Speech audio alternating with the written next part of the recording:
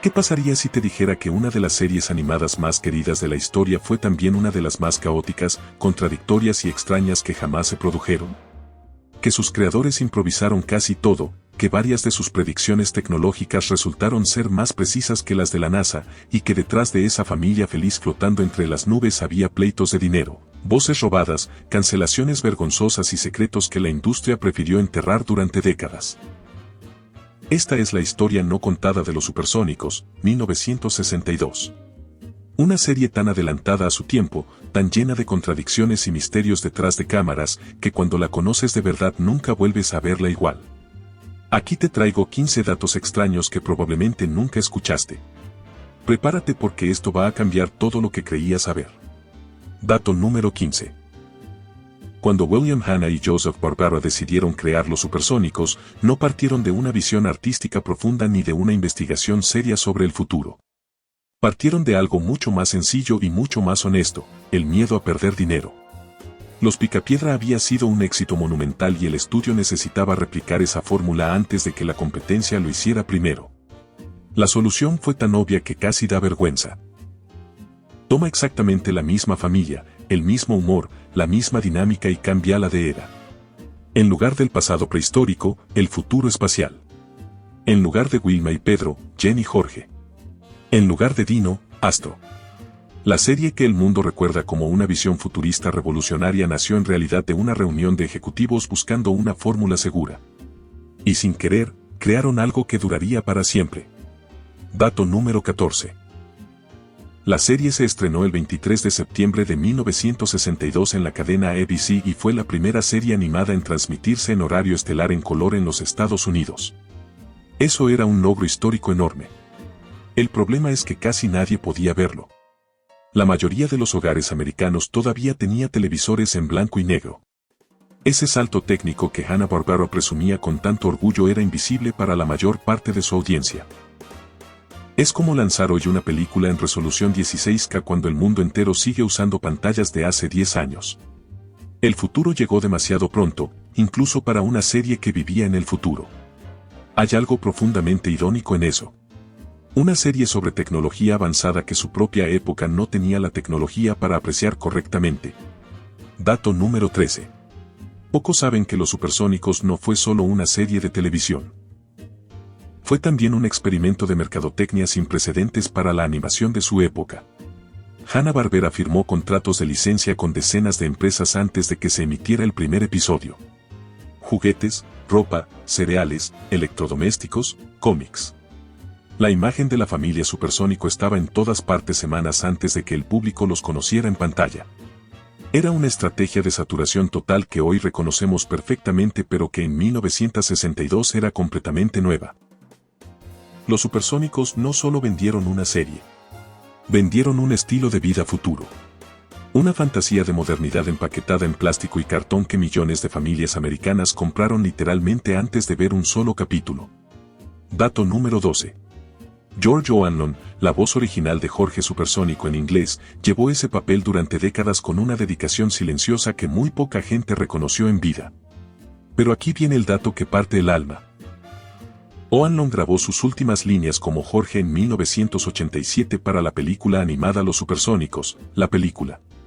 Mientras estaba en el estudio de grabación, sufrió un derrame cerebral masivo. Cayó frente al micrófono. Fue trasladado de emergencia al hospital y nunca recuperó la conciencia. Murió días después. Su última actuación fue literalmente su último aliento. La voz que había dado vida a Jorge Supersónico durante 25 años se apagó en el mismo lugar donde había nacido.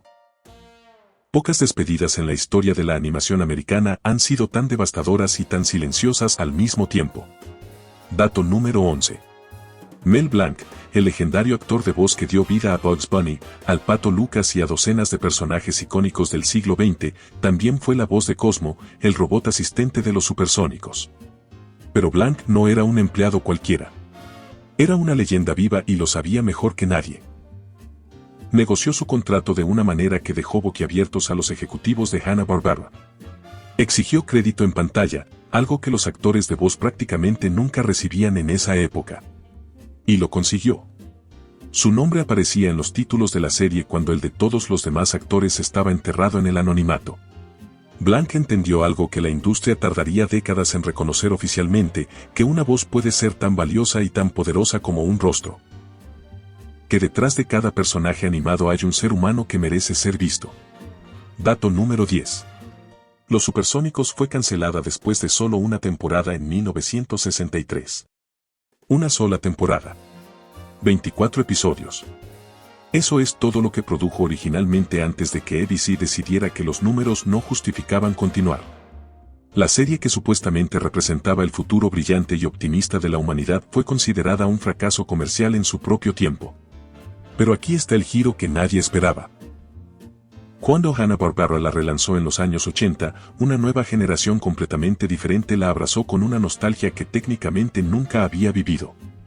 Niños que no habían nacido cuando se canceló la lloraban como si fuera parte de su infancia más profunda. Amaban algo que nunca fue suyo. Eso dice todo lo que necesitas saber sobre el poder de las historias que llegan antes de tiempo. Dato número 9. El apellido de la familia en inglés es Hudson, derivado de la palabra jet. La idea era simple: velocidad, modernidad, futuro inmediato. Pero cuando la serie cruzó el océano hacia América Latina, los traductores se encontraron con un problema real. Hudson no significaba absolutamente nada en español. No evocaba nada. No generaba ninguna emoción. Así que decidieron hispanizarlo de una manera que hoy nos parece completamente natural e inevitable: supersónico. Un nombre que grita velocidad, tecnología y algo más grande que lo ordinario. Lo verdaderamente fascinante es que en la mayoría de los países latinoamericanos, el nombre supersónico terminó siendo más reconocido, más querido y más poderoso que el original en inglés. Fue una de esas raras ocasiones en la historia del doblaje donde la traducción no solo adaptó sino que definitivamente mejoró al original. Dato número 8. La casa de los supersónicos, ese apartamento flotante elevado sobre las nubes en una torre interminable, no fue solo un capricho visual divertido. Fue una declaración ideológica cuidadosamente construida sobre el futuro que los americanos querían imaginar en 1962. Ese año el mundo vivía en la tensión más extrema de la Guerra Fría. La carrera espacial estaba en su punto de mayor intensidad. Kennedy acababa de prometer que Estados Unidos llegaría a la Luna antes de que terminara la década.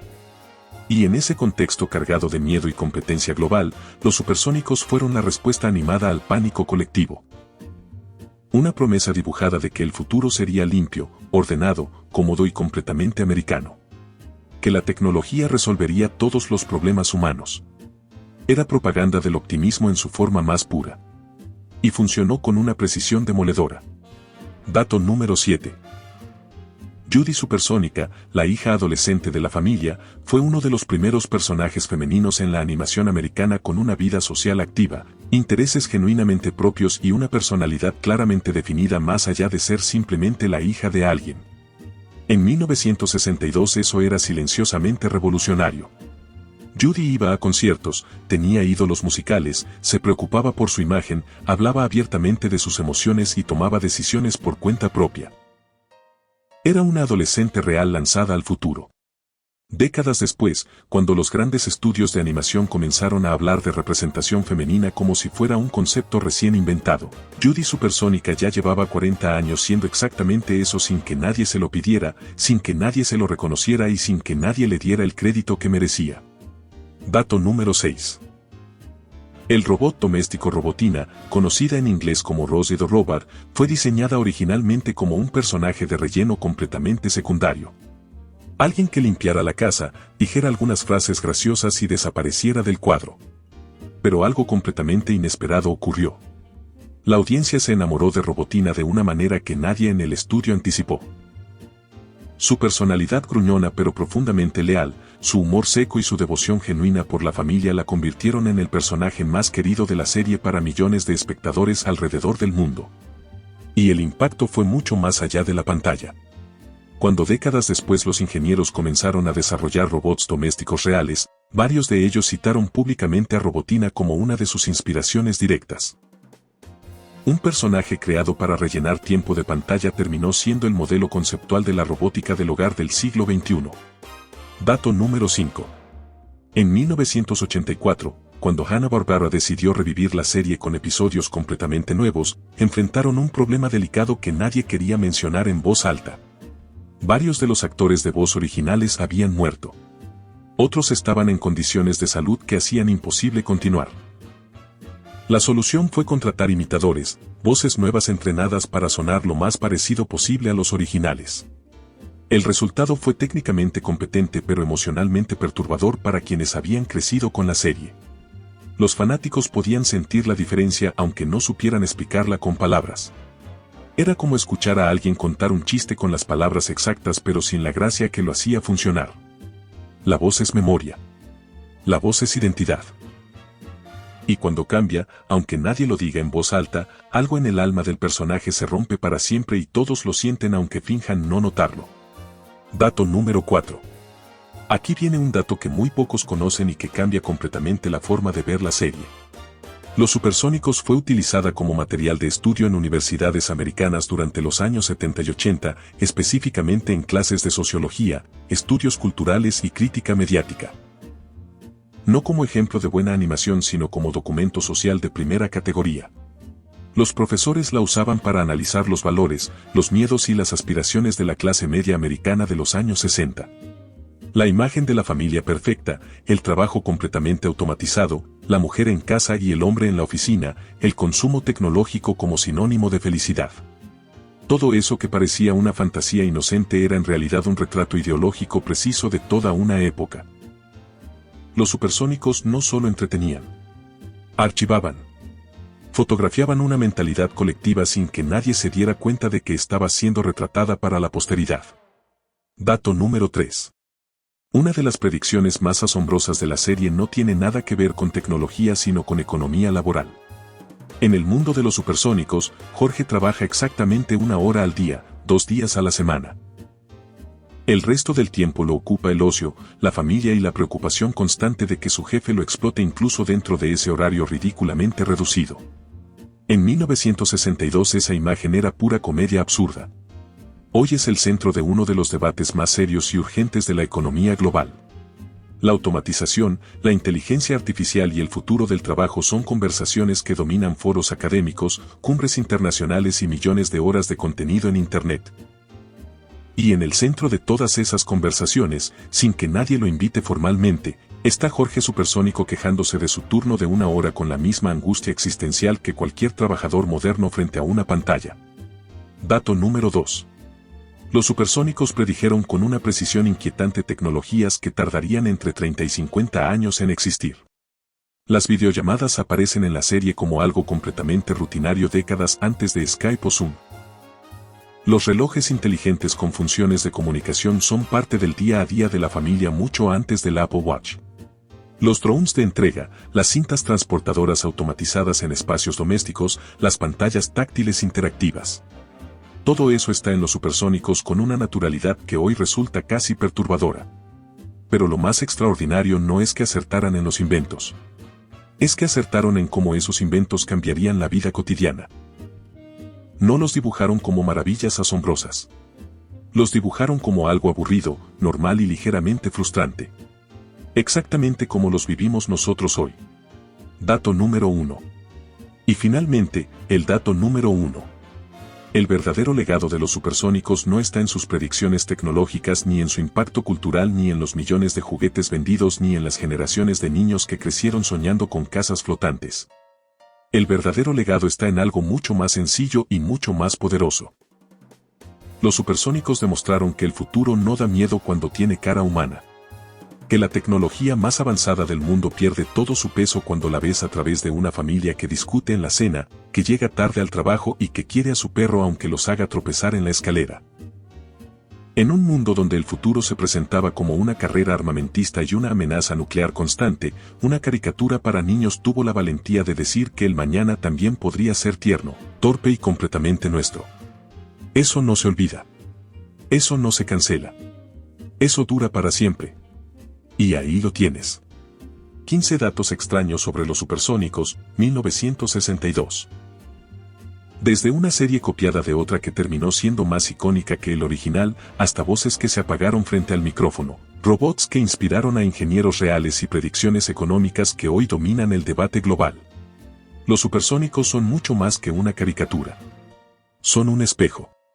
Un espejo en el que el pasado dibujó el futuro con torpeza, con inocencia y con una ternura que ningún algoritmo ha podido replicar todavía. La próxima vez que veas esa casita flotando entre las nubes, recuerda que alguien la dibujó con miedo, con esperanza y con la certeza de que el mañana valdría la pena imaginar. Y si estos secretos te hicieron ver esta serie con ojos completamente nuevos, da un like, suscríbete y compártelo con alguien que todavía cree que el futuro puede ser mejor. Porque al igual que los supersónicos, las mejores historias siempre llegan antes de tiempo.